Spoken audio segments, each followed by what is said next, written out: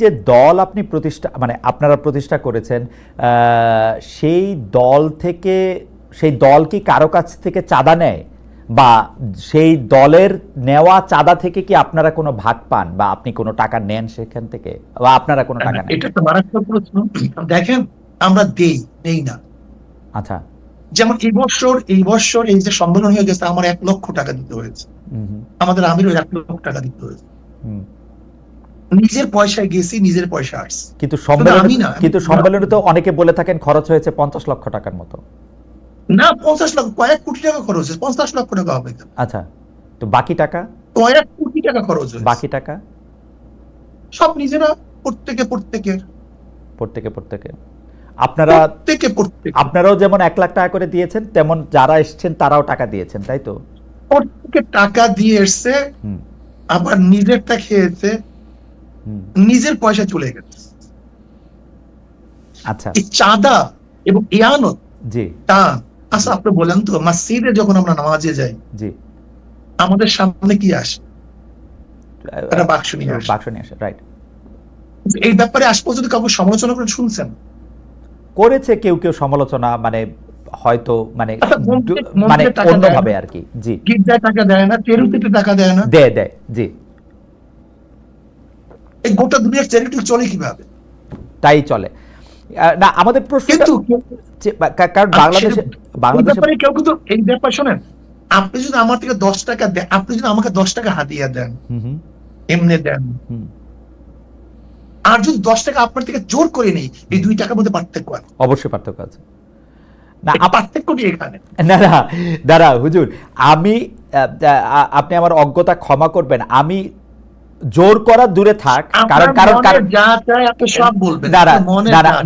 দাদা জোর করা দূরে থাক, আমি এরকম বহু লোককে জানি যারা পীর সাহেব চরমনাইকে টাকা দেওয়ার জন্য কিভাবে টাকা দিবেন, কোন ভাবে আপনাদের একটু দেখা পাবেন, তার জন্য তারা এক ধরনের অনেক আমি কি বলবো, পাগল শব্দটা আমি বলতে চাই না, অনেক অস্থিরতার মধ্যে তারা থাকেন। সুতরাং আপনারা জোর করে নেবেন সেটা আমি বলি নাই। আমি শুধু জানতে চেয়েছি যে এই ভক্তরা বা যারা আপনাদের অনুসারী তারা যে টাকা দেয়, সেইখান থেকে আপনারা কোনো টাকা নেন কিনা, সে পার্টির প্রধান হিসাবে, একটা ব্যক্তিগত দল, জি, যদি কেউ ব্যক্তিগত হাদিয়া দেয় সেটা আমরা গ্রহণ করি। আচ্ছা, কিন্তু মাদ্রাসা, মসজিদ, সংগঠনের জন্য যে চাঁদা তোলা হয়, সেই টাকার মধ্যে আমাদের মধ্যে আসমান জমিন ফরক, বিশাল ওয়াল। ওকে, যে টাকাটা আপনাদের নামে দেওয়া হয় সেইটা আপনারা নেন, যে টাকাটা মসজিদ নামে কোনো আমাদের বাক্স নেই। আচ্ছা, যে আমাদেরকে হাদিয়া দেয়, আচ্ছা, মোহাব্বত করে দেয়। আচ্ছা, যেমন সন্তান বাবাকে দেয়, ছাত্র উস্তাদকে দেয়, যেটিকে আমরা প্রেজেন্টেশন বলি, তোহফা বলি, হাদিয়া বলি, এই শব্দগুলি ভিন্ন। অনেকে বলেন যে না, আমি এটা পরিষ্কার হচ্ছে, অনেকে বলেন যে আপনাদেরকে যে হাদিয়া দেওয়া হয় সেটার কোনো গুণাগুন্তি নাই, সেটাকে একটা বিপুল পরিমাণ টাকা, লাইক আপনারা কি টাকাটা কখনো ডিক্লেয়ার করেন? এই টাকাটা কি ট্যাক্সেবল, আপনারা ঘোষণা করেন কখন আপনাদের আয় হিসাবে? না, আমাদের আয় হিসাবে তো আমাদের ঘোষণা করার কিছু নাই। আচ্ছা, আমাদের আয় ঘোষণা করার তো ব্যাপার না। ওকে, যদি এইটা ঘোষণা করার প্রয়োজন থাকতো তাহলে আমরা ঘোষণা করতাম। আচ্ছা, আমাদের যেরকম আয় আছে সেরকম ব্যয় আছে, ওকে, আমাদের খরচও সেইভাবে আছে। ওকে, এখন আমার প্রশ্ন হলো যে আপনাকে যদি কেউ হাদিয়া দেয় সেটাকে সরকারকে জানাতে হবে কিনা, ধরে নেন অল অফ বা আপনাকে জানাতে হবে কিনা। ওকে, আমি এই ব্যাপারে পরিষ্কার। আমরা এখানে আরেকটা কথা বলি, এই যে চরমনাই মাহফিল হয়, জি, এই চরমনাই মাহফিলের সমস্ত খরচ মাহফিলের মাদ্রাসার, সমস্ত আয়ো মাদ্রাসার, আচ্ছা, সব মাদ্রাসা। ওকে, এখান থেকে আমার আমাদের এক পয়সা কানা করি আমরা নেইও না, বরং কোনো সন্দেহ যদি হয় সেটা মাদ্রাসা আমরা দান করি। আচ্ছা, পরের প্রসঙ্গে আসি। 5 আগস্টে পট পরিবর্তনের পরে অনেকেই পরিবারতন্ত্রের বিরুদ্ধে সোচ্চার, কারণ তারা মনে করছেন ফেসিবাদ কায়েমের পেছনে পরিবারতন্ত্রের ভূমিকা রয়েছে। একটি দলে একই ব্যক্তি যাতে দীর্ঘদিন নেতৃত্বে না থাকেন, যিনি প্রধানমন্ত্রী হবেন তিনি যাতে আবার দলীয় প্রধান না হন, সেই বিষয়টি নিয়ে কথা বলছে এনসিপি, এমনকি জামায়াতও। বিএনপিও একরকম স্বীকার করে নিয়েছে 10 বছরের বেশি কেউ প্রধানমন্ত্রী হবে না। আমি যদি আপনাদের দলের কথা বলি, সেইটার ক্ষেত্রে পরিবারতন্ত্র বা দলের ভিতরে এক দুজনের সর্বময় ক্ষমতা, এই বিষয়ে আপনার মতামত কি? মানে এইটা আপনি আসলে কিভাবে দেখেন? আমি এইভাবেই দেখবো, আমি পরিবারতন্ত্র বলতে আমি কিছু বুঝি না, ব্যক্তিতন্ত্র বলে আমি কিছু বুঝি না। আমি মনে করি 10 বছর বা 5 বছর এটা কোনো সাবজেক্ট না। চোর যদি একদিনও ইসে থাকে, চেয়ারে থাকে, সে চুরি করবে। দুর্নীতিবাজ যদি একদিনও মানে চেয়ারে থাকে, সে দুর্নীতি করবে। আর ভালো মানুষ যদি 100 বছরও চেয়ারে থাকে, সে দুর্নীতি করবে না। কিন্তু আমার মূল প্রশ্ন হলো, চেয়ারে বসছে কে? চেয়ারে বসতেছে কে? আমার মূল প্রশ্ন এখানে।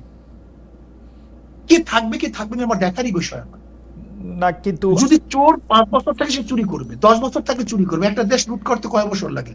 যদি চোর থাকে 5 বছর যথেষ্ট।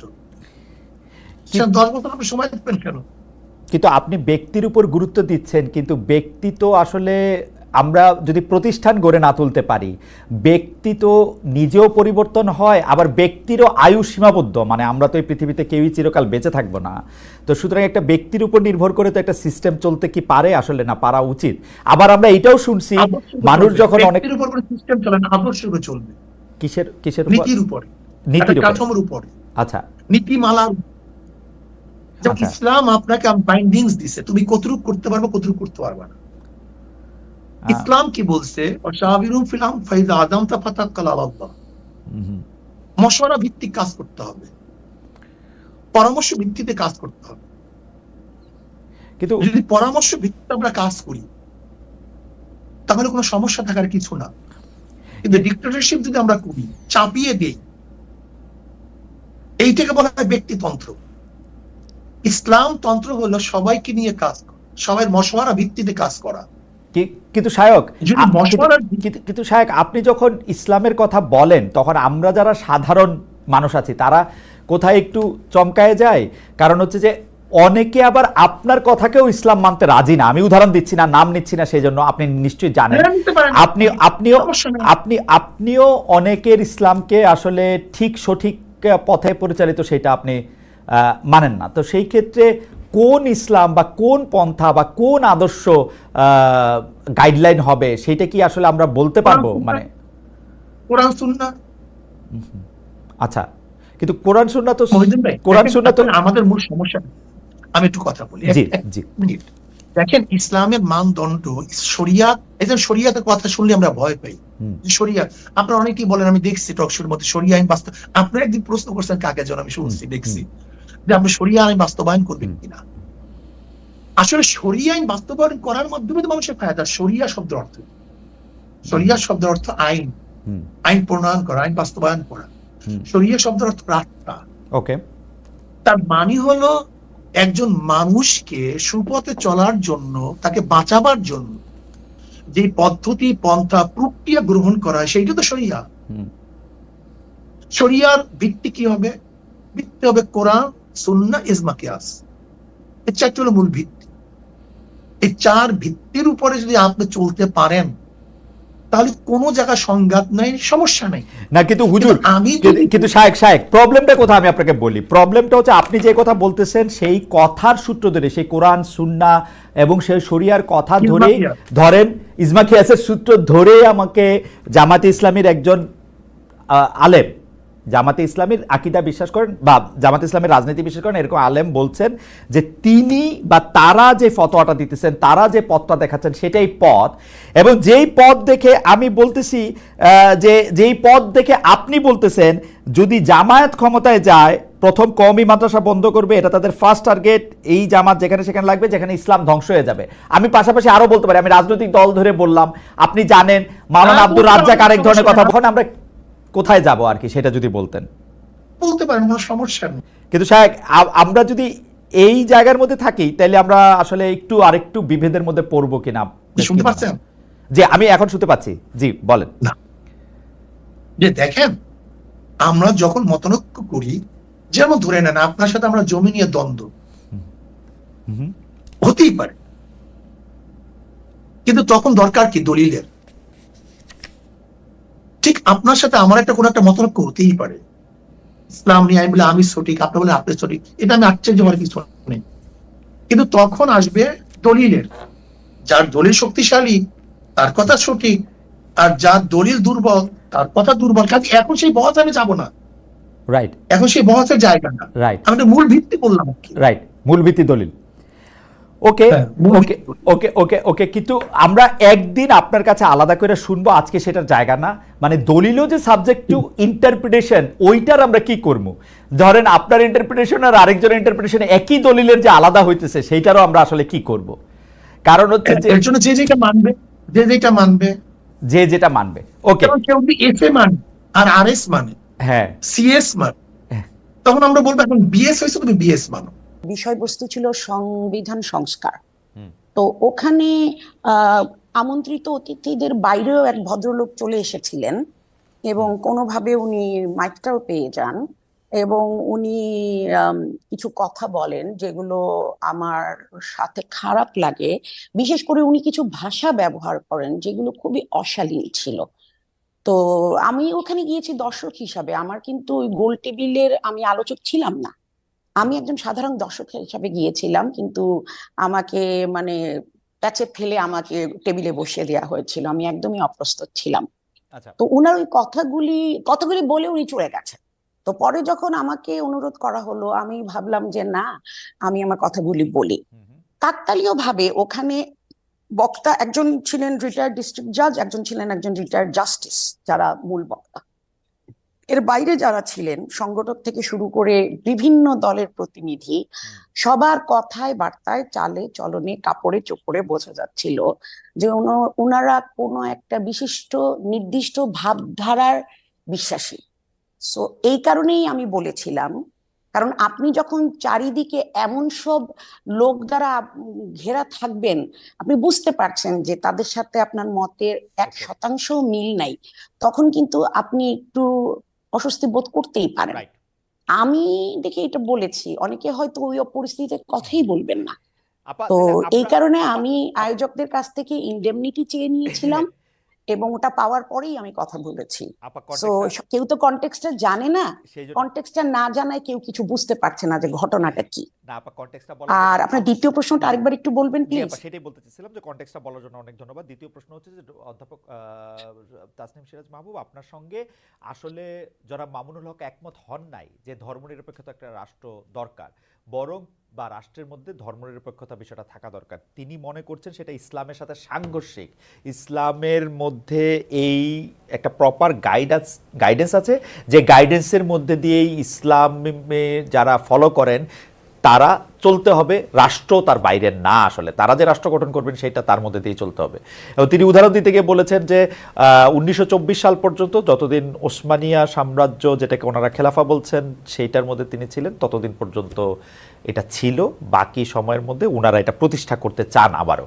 আপনার মতামত শুনতে চাই। আসলে রাষ্ট্র ধর্মটা তো অনেক বড় একটা বিষয়। আমি খুব মানে সহজ ভাষায় বলার চেষ্টা করব। আমার সীমিত জ্ঞানে আমি যতটুকু জানি, ইসলাম আমাদেরকে শেখায় পরমত সহিষ্ণুতা। সবাই নিজের নিজের ধর্ম পালন করবে, আমি তাকে বাধা দেব না, আমি তাকে জোরও করব না, অথবা আমি তাকে ফলো করতে যাব না। ইংরেজিতে একটা কথা আছে, এগ্রি টু ডিসএগ্রি। আপনাকে আমি কথা বলার সুযোগ দিব, আপনার কাজ আপনি করবেন, আমার কাজ আমি করব, শান্তিপূর্ণ সহ অবস্থান হবে। কিন্তু যখন আপনি রাষ্ট্রধর্মকে ইসলাম অথবা যে কোনো একটা ধর্ম বলে আপনি বিরুদ্ধার্থ করে দেবেন, তখন ওই দেশে অন্য যারা বসবাস করে, যারা এই নির্দিষ্ট ধর্মটির অনুসারী নয়, তারা যদি ইনসিকিউর ফিল করে, আমরা কিন্তু তাদেরকে দোষ দিতে পারি না। এবং আমি বড় হয়েছি একটা জেলায় যেখানে যেটা হিন্দু মুসলিম সম্প্রীতির জন্য বিখ্যাত, সেটা হলো সিলেট। আমরা ছোটবেলা হিন্দুদের সাথে মিশেছি, তারা তাদের মতো করেছে, আমরা আমাদের মতো করেছি, কোনোদিন কোনো দাঙ্গা হাঙ্গামা এগুলি হয়নি। সময়ের সাথে সাথে পরিস্থিতি বদলে গেছে। আমি 71-এ অনেক ছোট ছিলাম, 75টা আমার মনে আছে, 70-এর শুরুর দিকে আমি কিন্তু এইটা নিয়ে এমন কোনো মানে আমি যখন স্কুলে পড়ি 9-10 এরকম, 70-এর শেষের দিকে এটা কোনো ইস্যু ছিল না। তারপরে যখন সংবিধানে বিসমিল্লাহির রহমানির রহিম যোগ করা হয়, তখন একটু ভুরুটা অনেকে তুলেছেন, কিন্তু তাতে কোনো সমস্যা হয়নি। কিন্তু যখন রাষ্ট্রধর্মকে অফিসিয়ালি মানে ইসলামকে অফিসিয়ালি রাষ্ট্রধর্ম করা হয়েছে, তখন থেকেই যারা অমুসলিম তাদের মধ্যে একটা ভয় কাজ করে। এবং আগে শুনতাম অনেকেই বলতো যে আরে এ তো ইন্ডিয়াতে এক পা দিয়ে রেখেছে, সুযোগ পেলেই চলে যাবে, এখানে বসে লেখাপড়া করছে, চাকরি বাকরি করছে, টাকা পয়সা জমিয়ে চলে যাবে। এই সংখ্যাটা আগে খুব একটা বেশি ছিল না।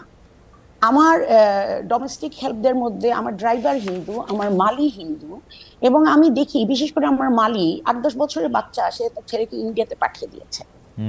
তারা এখানে খুব ইনসিকিউর ফিল করে। আপা এবং আপনাকে একটু আপনার অনুমতি নিয়ে একটু থামাই, আমরা একটু আমি বলবো। জি জি জি আপা, জি আপা।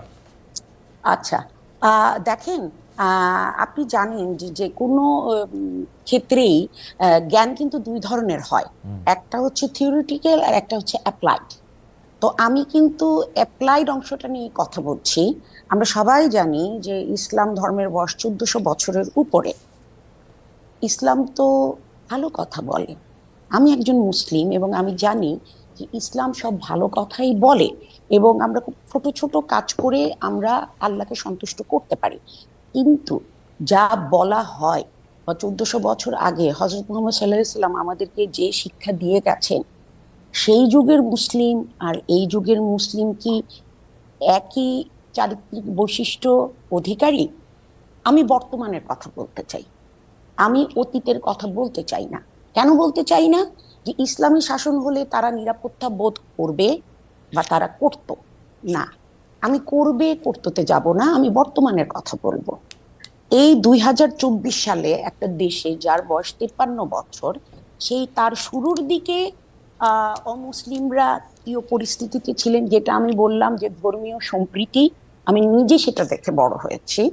এখন ওনারা কেমন আছেন?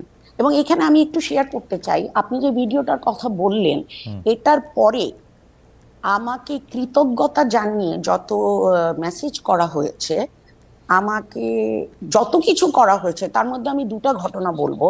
একটা হলো আমার এক সহকর্মী, একটি কলেজের অধ্যাপক, উনি নন মুসলিম, উনি আমার বাসায় এসে আমাকে পায়ে ধরে সালাম করে গেছেন ওনার কৃতজ্ঞতাটা প্রকাশ করার জন্য।